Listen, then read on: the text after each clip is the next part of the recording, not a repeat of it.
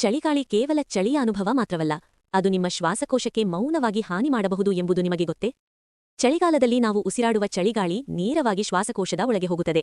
ಈ ಚಳಿಗೆ ಹೆಚ್ಚು ಒಳಗಾದರೆ ಸಾಮಾನ್ಯ ಜನರಲ್ಲೂ ಕೂಡ ಕಾಯಿಲೆಗಳು ಹೆಚ್ಚುತ್ತವೆ ಮತ್ತು ಪ್ರಾಣಹಾನಿಯ ಅಪಾಯವೂ ಜಾಸ್ತಿಯಾಗುತ್ತದೆ. ಚಳಿಗಾಳಿ ಶ್ವಾಸನಾಳಗಳನ್ನು ಒಣಗಿಸಿ ತಣ್ಣಗಾಗಿಸುತ್ತದೆ. ಅದರಿಂದ ಶ್ವಾಸನಾಳಗಳು ಕುಗ್ಗುತ್ತವೆ, ಉಸಿರಾಟ ಕಷ್ಟವಾಗುತ್ತದೆ, ಕೆಮ್ಮು ಮತ್ತು ಶಬ್ದದ ಉಸಿರು ಶುರುವಾಗುತ್ತದೆ. ಆಸ್ತಮಾ ಇರುವವರಿಗೆ ಇದು ಇನ್ನೂ ಹೆಚ್ಚು ತೀವ್ರವಾಗಿರುತ್ತದೆ.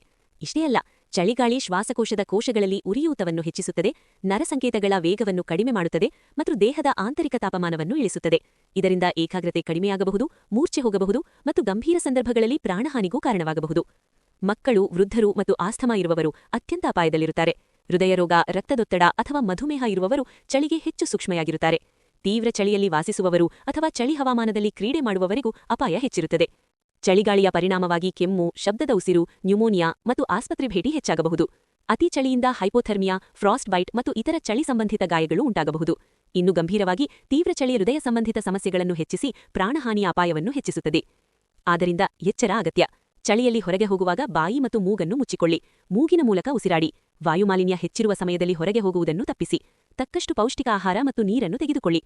ಈ ಮಾಹಿತಿಯನ್ನು ನಿಮ್ಮ ಕುಟುಂಬದವರೊಂದಿಗೆ ಹಂಚಿಕೊಳ್ಳಿ. ಒಂದು ಸಣ್ಣ ಜಾಗೃತಿ ಯಾರದೋ ಆರೋಗ್ಯವನ್ನು, ಬಹುಶಃ ಒಂದು ಪ್ರಾಣವನ್ನೇ ಕಾಪಾಡಬಹುದು.